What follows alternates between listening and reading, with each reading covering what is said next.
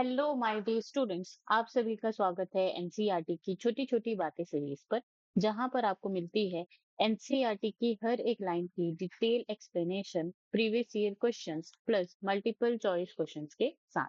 जी हाँ, अगर आप क्लास 11th में हैं, क्लास 12th में हैं या आप एक ड्रॉपर स्टूडेंट हैं जो नीट एग्जाम की प्रिपरेशन कर रहे हैं, तो आप बिल्कुल सही जगह पर आए हैं। जी हाँ, मैं हूँ सरला साहू और आप देख रहे हैं गेट साइंस सरला यूट्यूब चैनल। तो चलिए शुरू करते हैं हमारा आज का लेक्चर। आज हम पढ़ने वाले हैं class 11 biology chapter 14 breathing and exchange of gases की नीट प्रीवियस ईयर क्वेश्चंस। ठीक है, और नीट प्रीवियस ईयर क्वेश्चंस को सॉल्व करते करते उसके साथ ही हम यहाँ पे एनसीईआरटी मार्किंग करेंगे कि एनसीईआरटी की कौन सी लाइन कौन से ईयर में पूछी गई। ठीक है, तो आप मेक श्योर कीजिए कि आपके पास जो है आपकी एनसीईआरटी होनी चाहिए। ठीक है, प्लस पेन एंड कॉपी रखें ताकि आप इंपॉर्टेंट पॉइंट्स को हाईलाइट कर सके, मार्क कर सके, नोट कर सके। चलो आगे बढ़ते हैं। क्वेश्चन यहाँ पे है, सबसे पहला क्वेश्चन रेस्पिरेटरी ऑर्गन से, एनसीईआरटी पेज 185, मणिपुर नीट 2023 का ये क्वेश्चन है। Select the sequence of steps in respiration. तो यहाँ पे आपको जो है स्टेप्स ऑफ रेस्पिरेशन के बारे में यहाँ पे बताना है। एनसीईआरटी पेज आप 185 में निकालेंगे तो आपको ये जो है respiration involve the following steps आपको देखने को मिलेगा। तो सबसे पहला स्टेप यहाँ पे होता है कि ब्रीदिंग और pulmonary ventilation by which atmospheric air is drawn in and carbon dioxide rich cellular air is released out। तो सबसे पहले यहाँ पे सबसे पहला स्टेप क्या होता है, यहाँ पे जो है पल्मोनरी वेंटिलेशन, जिसके थ्रू जो है एटमॉस्फेरिक एयर जो है एल्वोलाई या फिर लंग्स में एंटर करता है और जो भी लंग्स में जो कार्बन डाइऑक्साइड रिच एयर होता है उसको रिलीज आउट किया जाता है। ठीक है, तो ये क्या हो गया, एल्वोलाई हो गया, वहां पे एयर जो है ब्रीद इन आपने किया और कार्बन डाइऑक्साइड रिच लेयर को बाहर किया गया। ठीक है, तो ऑप्शन डी सबसे पहले यहाँ पे आएगा। अब स्टेटमेंट डी सबसे पहले आएगा, सबसे पहला स्टेप। तो option A B C D, इसमें अगर आप देखेंगे तो ऑप्शन डी सबसे पहले जो है ए में ही है, बाकी में नहीं है। तो बाकी ऑप्शंस को आप यहाँ से क्या कर दोगे, हटा दोगे। ठीक है, यहाँ तक बात समझ में आई। अब देखो, अब यहाँ पे नेक्स्ट स्टेप क्या होता है, नेक्स्ट स्टेप ये होता है कि यहाँ पे क्या होती है, ब्लड्स होती हैं। ठीक है, तो सेकेंड स्टेप ये होता है कि यहाँ पे जो है गैसेस एक्सचेंज होता है किसके बीच में, एल्वेलाई एंड ब्लड के बीच में। ठीक है, अक्रॉस दी एलुलर मेम्ब्रेन। तो यहाँ पे उसके बाद क्या आ जाएगा, statement A, diffusion of gases across the alveolar membrane. फिर उसके बाद ये जो ब्लड है इसको यहाँ पे कहाँ कहाँ पर लेकर के जाया जाता है, जो भी बॉडी टिश्यूज हैं, ठीक है, बॉडी टिश्यूज हैं या बॉडी ऑर्गन्स या बॉडी सेल्स है, वहां पे लेकर के जाया जाता है। वहां पे क्या होता है कि यहाँ पे क्या होता है, transport of gases by the blood. तो यहाँ पे क्या किया जाता है, यहाँ पे ब्लड को ट्रांसपोर्ट किया जाता है थ्रू दी ब्लड। ठीक है, तो ऑप्शन सी यहाँ पे आएगा, पहले transport of gases by the blood. फिर उसके बाद यहाँ पे body tissues and body organ के पास ले जाकर के ऑक्सीजन और कार्बन डाइऑक्साइड का यहाँ पे फिर से क्या होता है, डिफ्यूजन होता है, किसके किसके बीच में, ब्लड एंड टिश्यू के बीच में। तो ऑप्शन बी आ जाएगा, diffusion of oxygen and carbon dioxide between blood and tissue. फिर उसके बाद आपका यहाँ पे आता है E, utilisation of oxygen by the cells for catabolic reaction are resultant release of carbon dioxide. तो फिर उसके बाद बॉडी में यहाँ पे जो ऑक्सीजन जो है डिलीवर हुई है, उस ऑक्सीजन को ये जो बॉडी टिश्यूज है वो रेस्पिरेशन प्रोसेस में क्या करती हैं, यूज करती हैं, किसको ब्रेक डाउन करने के लिए, फूड को ब्रेक डाउन करने के लिए। ठीक है, ऑक्सीजन के प्रेजेंस में, और यहाँ पे फिर कार्बन डाइऑक्साइड निकलती है एंड एनर्जी जो है रिलीज होती है। फिर इस कार्बन डाइऑक्साइड को ब्लड के थ्रू फिर से ट्रांसपोर्ट किया जाता है लंग्स के पास, फिर लंग्स से ये जो है एलोलाई के थ्रू यहाँ पे क्या हो जाता है, वो बाहर कर दिया जाता है। ठीक है, तो ऑप्शन यहाँ पे करेक्ट हो जाएगा। These are the sequence of steps in respiration. Next question, question 2, which of the following is not the function of the conducting part of the respiratory system। तो यहाँ पे ये जो कंडक्टिंग पार्ट होता है वो क्या करता है, clear inhale air from the foreign particles. जो भी आप एयर इंस्पायर करते हो, सांस अंदर लेते हो, उसमें जो भी फॉरेन पार्टिकल्स होती है उसको क्लियर करते हैं, किल करते हैं। Inhale air is humidified, yes, air को ह्यूमिडिफिकेशन करते हैं ये। Temperature is inhale, temperature of inhaled air is brought to body temperature. तो जो भी हवा आप अंदर सांस लेते हैं उसको जो है बॉडी टेम्परेचर के लेवल में लेकर के आता है कौन, कंडक्टिंग पार्ट। ठीक है, तो ए बी सी तो करेक्ट है। D, provide surface for diffusion of oxygen and carbon dioxide. तो यहाँ पे जो है ये जो डिफ्यूजन वाला जो गैसेस एक्सचेंज वाला जो पार्ट है ये कंडक्टिंग पार्ट का नहीं होता, ये रेस्पिरेटरी या फिर एक्सचेंज पार्ट का होता है। तो यहाँ पे ऑप्शन डी क्या हो जाएगा, करेक्ट हो जाएगा, ये जो है कंडक्टिंग पार्ट का फंक्शन नहीं होता है। नीट 2022 का क्वेश्चन है, एनसीईआरटी पेज 185। ठीक है, मैंने आपको इस तरह से चार्ट बना के दिया था वहां पे। कंडक्टिंग जोन या फिर कंडक्टिंग पार्ट में नॉस्ट्रिल से लेकर के टर्मिनल ब्रोंक्यूल्स तक का जो पाथवे है उसको कंसीडर किया जाता है। एक्सचेंज पार्ट में यहाँ पे एलुलर डक्ट्स एंड एल्वेलाई को कंसीडर किया जाता है। ठीक है, चलो नेक्स्ट क्वेश्चन। तो यहाँ पे आपको इमेज दिया गया है ABCD, जिसमें आपको जो है नेम पहचानना और उसका जो है फंक्शन या फिर कैरेक्टरिस्टिक्स को पहचानना है, A B C and D। तो सबसे पहले ऑप्शन ए में यहाँ पे सी, एल्लोलाई। ठीक है, तो सी यहाँ पे एल्लोलाई है क्या? ओके, तो ये जो बल्ब लाइक स्ट्रक्चर है ये एल्लोलाई है, ये तो क्या हो गया, ट्रू हो गया। ये थिन वॉल्ड होते हैं, yes. Vascular bag like structure, yes. For the exchange of gases, yes. तो सारी की सारी चीजें यहाँ पे ये क्या है, करेक्ट है। ओके, ऑप्शन बी की बात करें, D, lower end of the lungs. तो ये जो डी है lower end of the lungs नहीं है, ये क्या है, डायफ्राम है। ठीक है, ये क्या होता है यहाँ पे, डायफ्राम होता है। ओके,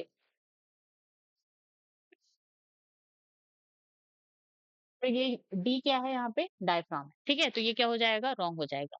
सी, तो सी में ए दिया हुआ है, तो ये जो ए है ये क्या होता है, ट्रैकिया ही होता है। ठीक है, तो ये ट्रैकिया, ये तो ट्रू हो गया।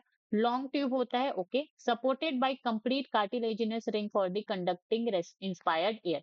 तो यहाँ पे कार्टिलेजिनस रिंग से तो ये क्या है, यहाँ पे इस तरह से सपोर्टेड है। ठीक है, लेकिन ये जो रिंग्स है वो कंप्लीट नहीं होती, वो इनकम्प्लीट होती है। ठीक है, इस तरह से सी शेप में इनकम्प्लीटेड होती है। तो ये क्या हो जाएगा, रॉन्ग हो जाएगा यहाँ पे। डी, डी में बी, बी क्या है यहाँ पे, प्लूरल मेम्ब्रेन। तो बी प्लूरल मेम्ब्रेन है क्या, हाँ है। Surrounded, surround ribs on both side to provide cushion against the rubbing. ठीक है, तो ये जो है रिब्स को सराउंड नहीं करती है, ये लंग्स को सराउंड करती है। तो ये क्या हो जाएगा, रॉन्ग। तो करेक्ट क्या हो जाएगा, ऑप्शन ए। 2013 का क्वेश्चन है, NCERT page 184। Lungs are enclosed in, तो लंग्स किसके अंदर इनक्लोज्ड रहते हैं यहाँ पे, तो ऑप्शन डी हो जाएगा, प्लूरल मेम्ब्रेन के अंदर ये प्रेजेंट होते हैं। ठीक है, 1996 का क्वेश्चन है। Question number 5, skin is necessary organ of respiration in humans, frog, rabbit, lizard. तो यहाँ पे जो फ्रॉग होते हैं उनमें जो है स्किन के थ्रू रेस्पिरेशन किया जाता है, जिसको क्यूटेनियस रेस्पिरेशन बोला जाता है। तो 1990 का क्वेश्चन है। रेस्पिरेटरी वॉल्यूम्स एंड कैपेसिटीज से question, question number 6, list 1 and list 2। तो यहाँ पे residual volume, vital capacity, expiratory capacity, tidal volume दिया गया है और इधर इसका डेफिनेशन दिया हुआ है। ठीक है, तो यहाँ पे अगर आप बात करें, अगर इसमें आपको कुछ भी नहीं पता है तो आप इसमें कुछ नहीं से कुछ नहीं, तो टाइडल वॉल्यूम तो आपको पता ही होगा कि जो नॉर्मल रेस्पिरेशन में जो volume volume of air use होता है उसी को टाइडल वॉल्यूम बोला जाता है। ठीक है, तो यहाँ पे आप ढूंढो, अगर आप यहाँ पे सेकंड देखें, वॉल्यूम ऑफ एयर इंस्पायर्ड और expired during the normal respiration, तो जहां भी नॉर्मल रेस्पिरेशन देखें आप वहां पे टाइडल वॉल्यूम को टिक कर सकते हैं।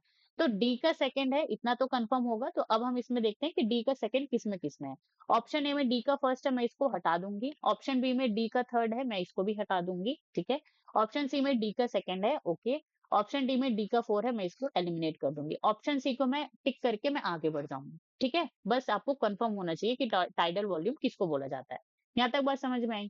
चलो, ए में रेजिडुअल वॉल्यूम को देखते हैं। रेजिडुअल वॉल्यूम क्या होता है, जब आप फोर्सफुली एक्सपायरेशन करते हो, बहुत बलपूर्वक आप क्या करते हो, सांस को आप बाहर छोड़ते हो, उसके बावजूद लंग्स में जो है एयर बची हुई रह जाती है। ठीक है, ताकि लंग्स जो है कोलैप्स ना कर जाए। ठीक है, चिपक ना जाए अंदर से, तो उसी को रेजिडुअल वॉल्यूम बोला जाता है। तो ये क्या हो जाएगा, four. Total volume of air, okay okay, not four, ये आपका यहाँ पे हो जाएगा, yes, third. Volume of air remaining in the lungs after forcible expiration. तो ए का यहाँ पे क्या आ जाएगा, थर्ड। ठीक है, तो सी में ए का थर्ड है क्या, हाँ है। वाइटल कैपेसिटी की अगर हम बात करें, तो वाइटल कैपेसिटी क्या होता है, maximum volume volume of air that can be breathe in after forced expiration. तो आपने जो है पूरे ताकत के साथ आपने एक्सपायर किया, हवा को बाहर निकाला, उसके बाद अब कितना ज्यादा एयर अंदर ले सकते हैं, ठीक है, वो वाइटल कैपेसिटी कहलाता है। तो वी का यहाँ पे क्या जाएगा, फर्स्ट। एक्सपायरेटरी कैपेसिटी, तो एक्सपायरेटरी कैपेसिटी का यहाँ पे क्या हो जाएगा, four. Total volume of air expired after normal inspiration, तो नॉर्मली आपने इंस्पायर किया, ठीक है, नॉर्मली आपने सांस अंदर लिया, उसके बाद आप कितना ज्यादा जो है वॉल्यूम ऑफ एयर बाहर निकाल सकते हैं। ठीक है, आप वो एक्सेल कर सकते हैं, दैट इज एक्सपायरेटरी कैपेसिटी। यहाँ तक बात समझ में आई? री एग्जाम 2024 एनसीईआरटी पेज 186 एंड 187। यहाँ पे मैंने आपको जो है टेबल फॉर्मेट में आपको बना करके दिया था, आप यहाँ से देख सकते हैं। ओके, नेक्स्ट क्वेश्चन नीट 2024 का क्वेश्चन है, again NCERT page 187। Expiratory capacity, ये तो हमने अभी देखा कि नॉर्मल नॉर्मल जो आप इंस्पिरेशन होगा, ठीक है, नॉर्मल इंस्पिरेशन होगा और उसके बाद फिर आप फोर्सफुल कितना ज्यादा हवा बाहर निकाल सकते हो, ये एक्सपायरेटरी कैपेसिटी होता है। तो इसमें जो है टाइडल वॉल्यूम आना चाहिए और एक्सपायरेटरी रिजर्व वॉल्यूम आना चाहिए, ठीक है। तो यहाँ पे हम देखते हैं tidal volume and expiratory reserve volume. तो ए का यहाँ पे क्या आ जाएगा, सेकेंड आ जाएगा। तो ए का सेकेंड यहाँ पे ए में है, बी में ए का थर्ड है, मैं इसको हटा दूंगी, सी में ए का सेकंड है एंड डी में ए का फर्स्ट है, तो मैं इसको भी यहाँ पे हटा दूंगी, ठीक है। अब देखो यहाँ पे अगर आप ध्यान से नजर घुमाओगे तो यहाँ पे एक्सपायरेटरी कैपेसिटी के साथ साथ यहाँ पे इंस्पायरेटरी कैपेसिटी भी दिया हुआ है। तो इंस्पायरेटरी कैपेसिटी भी इजी है। आप क्या करते हो, आप अगर नॉर्मली आपने एक्सपायर किया, ठीक है, नॉर्मली एक्सपायर किया, अब उसके बाद आप जो है कितना ज्यादा जो एयर है आप उसको अंदर ले सकते हो, ठीक है, कितना ज्यादा आप ब्रीदिंग कर सकते हो, ये तो ये क्या होता है, इंस्पायरेटरी कैपेसिटी होता है। जैसे आप यहाँ पे देख सकते हैं, total air that can B inhale after normal expiration, ठीक है। तो यहाँ पे आप देखो tidal volume plus inspiratory reserve volume, तो यहाँ पे डी का क्या आ जाएगा, थर्ड आ जाएगा। तो डी का थर्ड हमको यहाँ पे डी का थर्ड ढूंढना है, ठीक है। ए में डी का थर्ड है, सी में डी का थर्ड भी है, ओके। अच्छा, ए तो ए में डी का थर्ड है, सी में भी डी का थर्ड है, और यहाँ पे अच्छा, तो ए और सी में अभी भी हमको कंपेयर करना है। अब यहाँ पे functional residual capacity and vital capacity में हमको यहाँ पे डिसाइड करना है। फंक्शनल रेजिडुअल कैपेसिटी क्या होता है, देखो, फंक्शनल रेजिडुअल कैपेसिटी होता है आपका F R C is equal to residual volume plus expiratory reserve volume, ठीक है। तो यहाँ पे हम देखते हैं expiratory reserve volume and residual volume, तो ये क्या हो जाएगा, बी का फोर, ठीक है। तो ए में बी का फोर है, सी में बी का फर्स्ट है, तो सी को हम हटा देंगे, ऑप्शन ए हमारा यहाँ पे क्या हो जाएगा, करेक्ट हो जाएगा। यहाँ तक बात समझ में आई? चलो, वाइटल कैपेसिटी क्या होती है आपका, जो है vital capacity first expiratory reserve volume tidal volume plus inspiratory reserve volume, okay. Now again vital capacity of lung के बारे में पूछा है नीट 2023 में। तो वाइटल कैपेसिटी होती क्या है, आफ्टर फोर्स एक्सपायरेशन, आपने पूरे ताकत के साथ हवा को अपने लंग से क्या किया, बाहर निकाला, उसके बाद आप कितना ज्यादा एयर जो है ब्रीदिंग कर सकते हो, सांस अंदर ले सकते हो। तो इसमें tidal volume, inspiratory reserve volume and expiratory reserve volume सारे को इंक्लूड किया जाता है। NCERT page 187। तो ऑप्शन बी यहाँ पे क्या हो जाएगा, करेक्ट हो जाएगा।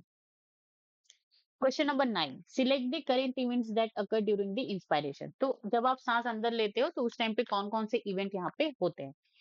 First, contraction of diaphragm. तो इंस्पायरेशन तो इनिशिएट ही होता है कॉन्ट्रेक्शन ऑफ डायफ्राम का, डायफ्राम जो ऐसा होता है वो नीचे आता है, ठीक है, सो दैट इज कॉन्ट्रेक्शन, तो ओके।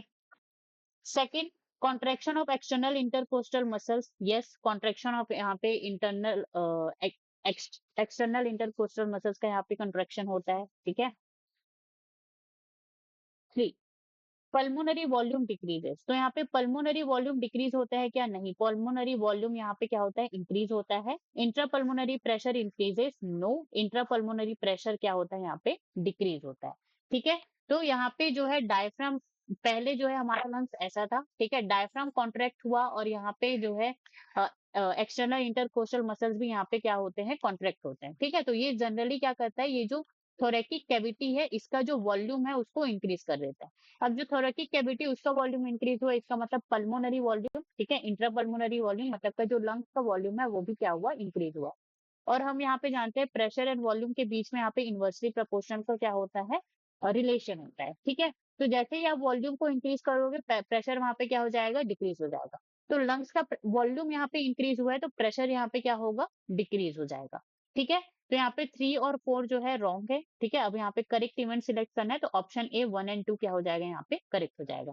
2020 का क्वेश्चन है, एनसीईआरटी पेज 185 एंड 186।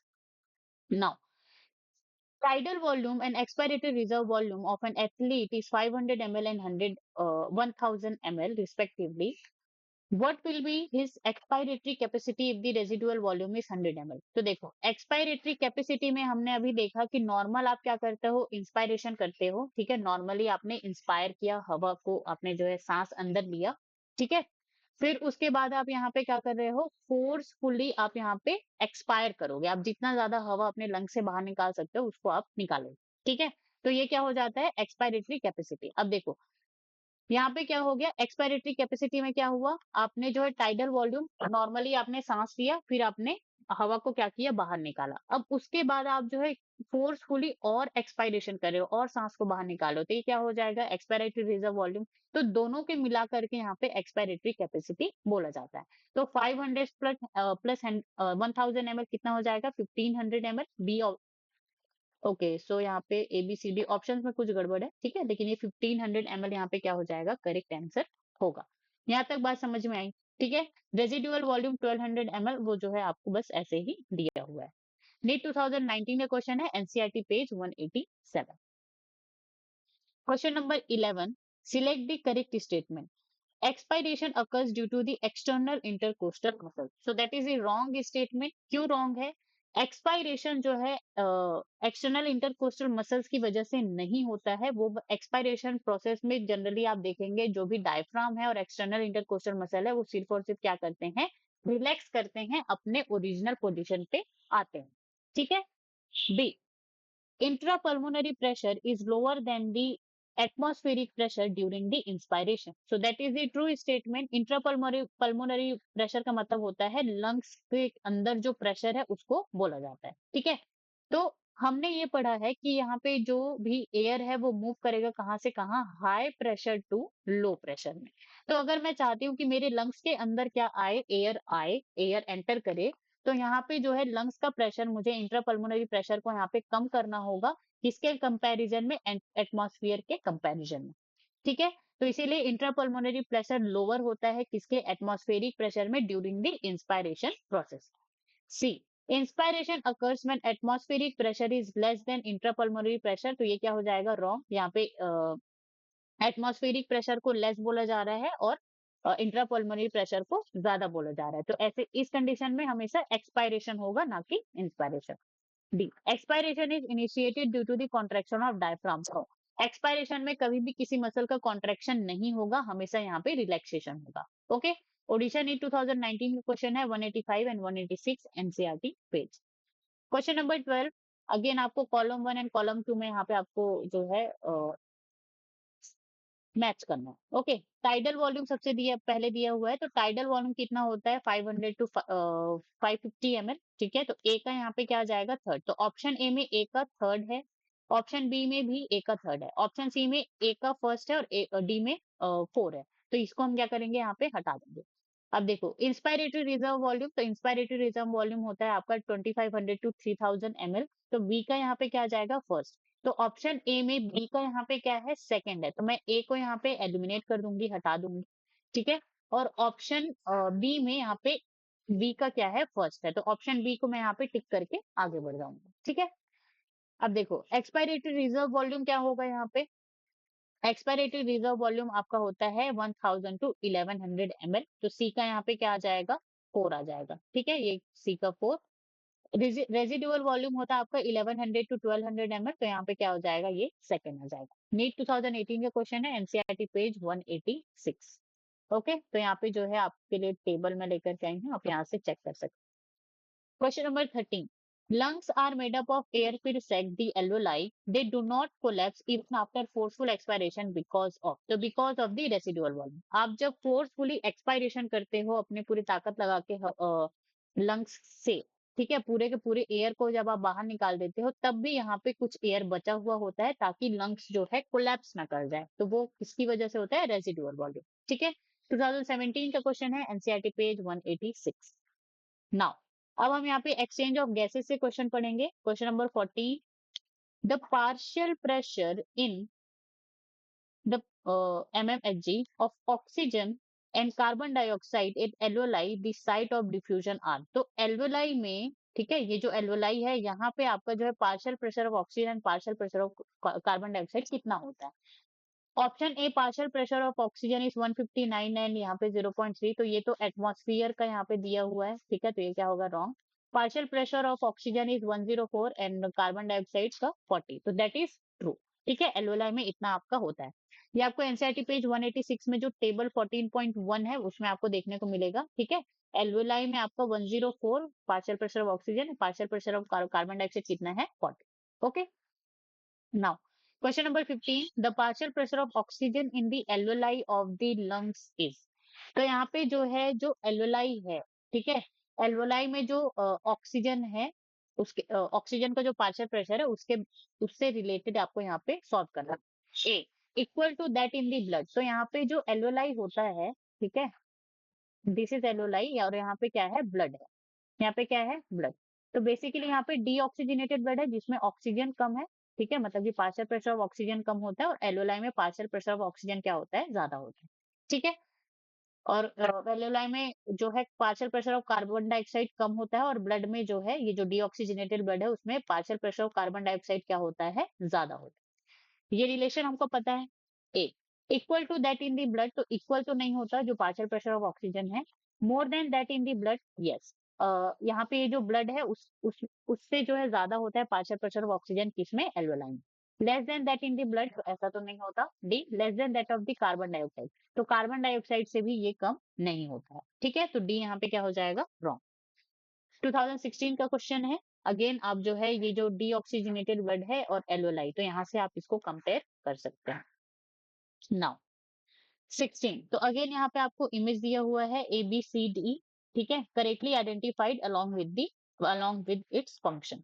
तो A B C and D, तो यहाँ पे ए आप देखो, C arterial capillary passes oxygen to tissue, तो यहाँ पे ये जो सी है ये क्या होता है, ब्लड कैपिलरी यहाँ पे लिखा हुआ है, ठीक है, एनसीईआरटी में। तो यहाँ पे ये जो है डीऑक्सीजनेटेड ब्लड होता है, यहाँ पे अगर आप इसको देखें तो यहाँ पे ये जो है डीऑक्सीजनेटेड ब्लड होता है, ठीक है, तो ये यहाँ पे जो है मोर एक्यूरेट करेक्ट नहीं है, ठीक है। ऑप्शन बी को अगर आप देखें तो ए जो है एलुलर कैविटी है, यस, ये जो ए है ये एलुलर कैविटी होता है, main site of exchange of respiratory gases, और यहीं पे जो है आपका जो है गैसेस का एक्सचेंज होता है, तो ऑप्शन बी यहाँ पे क्या है, करेक्ट है। डी ऑप्शन सी में डी की बात करें तो डी यहाँ पे क्या है, कैपिलरी वॉल, तो यहाँ पे ये जो डी है, ये जो येलो येलो चीज आपको दिख रहा है, ये कैपिलरी वॉल नहीं होता, ये बेसमेंट मेम्ब्रेन या बेसमेंट सब्सटेंस होते हैं, ठीक है, तो ये क्या हो जाएगा, रॉन्ग। डी ऑप्शन डी की बात करें तो बी रेड ब्लड सेल्स, तो ये जो बी है ये क्या होती हैं, आरबीसीज होती हैं, ठीक है। Transport of carbon dioxide mainly, तो यहाँ पे जो है सिर्फ और सिर्फ कार्बन डाइऑक्साइड का ही ट्रांसपोर्ट होता है ऐसा बोला जा रहा है, दैट इज द रॉन्ग, यहाँ पे ऑक्सीजन का भी ट्रांसपोर्टेशन होता है थ्रू दी आरबीसी। ओके, तो ऑप्शन बी यहाँ पे क्या हो जाएगा, करेक्ट। 2011 क्वेश्चन है, NCERT page 188। Question number 17, the exchange of gases in the alveoli of the lungs takes place by, तो यहाँ पे जो एल्वेलाई है, ठीक है, एल्वेलाई में जो एक्सचेंज ऑफ गैसेस होती हैं वो जो प्रोसेस है वो क्या है, passive transport, osmosis, active transport, simple diffusion, तो ऑप्शन डी क्या हो जाएगा, करेक्ट, सिंपल डिफ्यूजन, जो कि partial pressure of oxygen and partial pressure of carbon dioxide के ऊपर डिपेंड करता है, ठीक है। 1998 का क्वेश्चन है।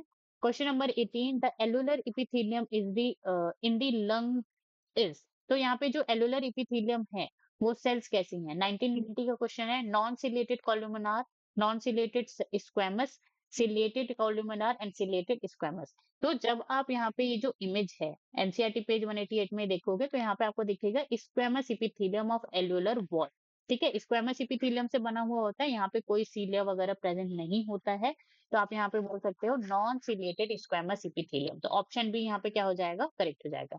ये एनसीईआरटी के टेक्स्ट में भी मेंशन है, ठीक है, तो ये सारे क्वेश्चन भी एनसीईआरटी से हैं।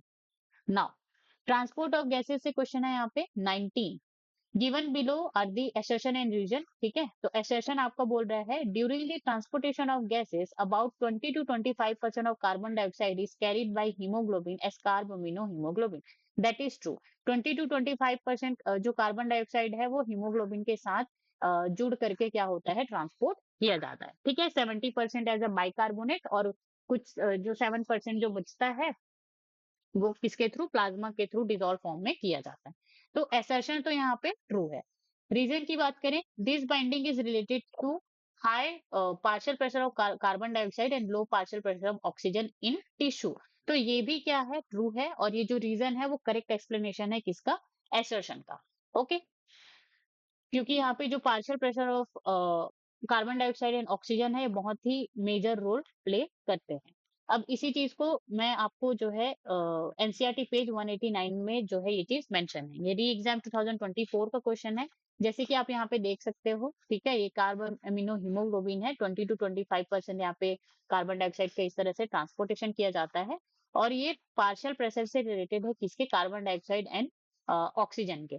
तो टिश्यू लेवल पे हमेशा जो है partial pressure of carbon dioxide high होता है, ठीक है, ड्यू टू दी रेस्पिरेशन, और ये जो है लो होता है, ठीक है। तो ये जो कार्ब अमीनो हीमोग्लोबिन का जो फॉर्मेशन होता है वो टिश्यू लेवल पे ही होता है। टिश्यू लेवल का मतलब जब यहाँ पे ये एल्वोलाई होता है, ये ब्लड को लेकर के कहाँ पे आता है, बॉडी टिश्यू या फिर बॉडी सेल्स या बॉडी ऑर्गन के पास लेकर के आता है, तभी यहाँ पे कार्बन डाइऑक्साइड टिश्यू से किस में जाता है, ब्लड में जाता है, और यहाँ पे जो है कार्ब अमीनो हीमोग्लोबिन का फॉर्मेशन होता है, ठीक है। तो इसीलिए यहाँ पे क्या है, करेक्ट एक्सप्लेनेशन भी है। Okay, option A is true but R is false, that is wrong. A is false, no. C, both assertion and reason are true and R is the correct explanation of A. तो option C यहाँ पे क्या हो जाएगा, correct हो जाएगा। Now question number 20, which of the following factors are favorable for the formation of oxyhemoglobin in alveoli? तो अब यहाँ पे जो है ऑक्सीहीमोग्लोबिन मतलब कि HbO2, ठीक है, इसका यहाँ पे आपको क्या बताना है, फेवरेबल कंडीशंस। तो फेवरेबल कंडीशंस हमने क्या क्या पढ़े थे कि यहाँ पे जो है इसके फॉर्मेशन के लिए आपका partial pressure of oxygen high होना चाहिए, ठीक है, partial pressure of carbon dioxide low होना चाहिए, H प्लस का जो कंसंट्रेशन है वो भी क्या होना चाहिए, कम होना चाहिए, और जो टेम्परेचर है वो भी क्या होना चाहिए, लो होना चाहिए, ठीक है। चलो देखते हैं option A, high partial pressure of oxygen and high PCO2, तो that is wrong. High partial pressure of oxygen and lesser H plus concentration, ये क्या लिखा हुआ है, H प्लस कंसंट्रेशन लिखा हुआ है, ठीक है, तो दैट इज, ठीक है। Low partial carbon dioxide, partial pressure of carbon dioxide and high H plus concentration, तो ये रॉन्ग हो जाएगा। यहाँ पे हाई टेम्परेचर लिखा है तो ऑप्शन डी रॉन्ग हो जाएगा। ऑप्शन बी क्या होगा, करेक्ट। नीट 2024 का क्वेश्चन है, एनसीईआरटी पेज 189, जैसे कि आप यहाँ पे देख सकते हो। इन एल्वेलाई फेवर दी ऑक्सी हीमोग्लोबिन फॉर्मेशन, और टिश्यू के लेवल पे आप जाओगे तो ये डिसोसिएशन ऑफ ऑक्सी हीमोग्लोबिन को क्या करता है, फेवर करता है, ठीक है, रिलीज ऑफ ऑक्सीजन को। ओके, तो यहाँ पे आपको ये जो है देखने को मिल जाएंगे एनसीईआरटी टेक्स्ट में। Question number 21, under the normal physiological condition in human being, every 100 ml of oxygenated blood can uh, deliver ml of oxygen to the tissue. तो यहाँ पे जो है आपका 5 ml ऑफ ऑक्सीजन जो है डिलीवर किया जाता है, नीट 2022 एनसीईआरटी पेज 189, ठीक है। 100 ml ऑफ, ठीक है, 100 ml ऑफ ब्लड सिर्फ और सिर्फ आपका जो है 5 ml ऑफ ऑक्सीजन डिलीवर करता है किसको, टिश्यू को। तो ऑप्शन बी यहाँ पे करेक्ट हो जाएगा। क्वेश्चन नंबर 22, तो यहाँ पे फेवरेबल कंडीशन बताना है required for the formation of oxy haemoglobin at the alveoli. तो ये चीज हमने अभी डिस्कस की। नीट 2021 का क्वेश्चन है, एनसीईआरटी पेज 189। तो ये जो क्वेश्चन है ये रिपीटेड क्वेश्चन है, ठीक है, ये पहले 2021 में पूछा गया, फिर यहाँ पे ये जो है 2024 में पूछा गया, ठीक है, इसीलिए पीवाईक्यूज करना इंपॉर्टेंट है। तो यहाँ पे low partial pressure of oxygen, no, ठीक है, हमेशा ऑक्सी हीमोग्लोबिन तभी बनेगा जब आपका partial pressure of oxygen high होगा। तो हाई PO2, ठीक है। यहाँ पे सी में लो PO2 दिया हुआ है, तो ये क्या हो जाएगा, रॉन्ग। ओके, अब बी और डी में देखते हैं, तो यहाँ पे low P partial pressure of carbon dioxide, तो ये क्या होगा, करेक्ट, ठीक है। ऑप्शन डी में अगर आप देखें तो high partial pressure of carbon dioxide दिया हुआ है, तो ये क्या हो जाएगा, रॉन्ग। ऑप्शन बी करेक्ट हो जाएगा, ठीक है। High partial pressure of carbon dioxide, low partial pressure of, okay, high partial pressure of oxygen and low partial pressure of carbon dioxide, less H plus concentration and lower the temperature. तो option B यहाँ पे correct हो जाएगा, NEET 2021 NCERT page 189। Question number 23, identify the wrong statement with reference to the transport of oxygen, ठीक है। Binding of oxygen with hemoglobin is mainly related to the partial pressure of oxygen, that is the true statement, ठीक है। Mainly ये जो है partial pressure of oxygen पे depend करता है, कौन, हीमोग्लोबिन और ऑक्सीजन का जो बाइंडिंग है वो। B, partial pressure of carbon dioxide can interfere with the oxygen binding with the hemoglobin, and that is the true statement, okay। कि जो partial pressure of carbon dioxide है वो जो हीमोग्लोबिन एंड ऑक्सीजन का जो binding है उसको affect कर सकता है। क्यों? क्योंकि यहाँ पे जो कार्बन डाइऑक्साइड की जो सॉल्युबिलिटी होती है ब्लड में वो 20 टू 25 टाइम्स जो है ज्यादा होती है किससे? ऑक्सीजन से। ठीक है, so that is important point ये एनसीईआरटी में मेंशन है। Now, higher H plus concentration in alveoli favor the formation of oxyhemoglobin. So that is the wrong statement. हमारे पास low H plus concentration होना चाहिए ना कि higher. Okay. D की बात करें, low partial pressure of carbon dioxide in alveoli favors the formation of oxyhemoglobin. So again, this is the true statement. ठीक है, ये क्या है? True statement है कि low partial pressure of carbon dioxide oxyhaemoglobin के फॉर्मेशन को क्या करता है? फेवर करता है। तो यहाँ पे हमको क्या करना है? रॉन्ग स्टेटमेंट सिलेक्ट करना है। तो हमने देखा था कि ऑप्शन सी यहाँ पे क्या है? रॉन्ग है। तो ये क्या हो जाएगा? करेक्ट हो जाएगा। ठीक है, नीट 2020 का क्वेश्चन है, एनसीईआरटी पेज 189। नाउ अब हम यहाँ पे क्वेश्चन करेंगे डिसऑर्डर्स ऑफ रेस्पिरेटरी सिस्टम से। नीट 2019 का क्वेश्चन है, NCERT page 190। Due to the increasing airborne allergens and pollutants, many people in urban areas are suffering from the respiratory disorder that causes the wheezing. Due to तो wheezing वहां पे cause हो रहा है, इसका मतलब वो एस्थमा का क्या है? केस है। ठीक है, option A, reduction in the secretion of surfactant by the pneumocyte, no. Being okay, benign, ठीक है, benign growth on mucus lining of nasal cavity, no. Inflammation of the bronchi and bronchioles, yes. यहाँ पे क्या होता है? Inflammation होता है किसका? ब्रोंकाई एंड ब्रोंक्यूल्स में। ठीक है, due to the allergens. D की बात करें, proliferation of fibrous tissue and damage the alveolar walls. तो ये चीज तो आपका जो है ऑक्यूपेशनल रेस्पिरेटरी डिसऑर्डर में होता है, यहाँ पे एस्मा में नहीं होता। ठीक है, आप जैसे यहाँ पे देख सकते हो। ठीक है, inflammation of bronchi and bronchioles. Now which of the following options correctly represent the lung condition in asthma and emphysema respectively? Okay. तो यहाँ पे आपको एस्थमा एंड इम्फाइसेमा दोनों डिसीज के बारे में बताना है। तो अस्थमा में क्या होता है? Option A, inflammation of bronchioles, yes that is true. और इम्फाइसेमा में decrease respiratory surface, that is also true. ठीक है, अब यहाँ पे हम देखते हैं ऑप्शन बी में इंक्रीज नंबर ऑफ ब्रोंकियोल्स। तो यहाँ पे ब्रोंकियोल्स का नंबर इंक्रीज नहीं होता है, दैट इज रॉन्ग।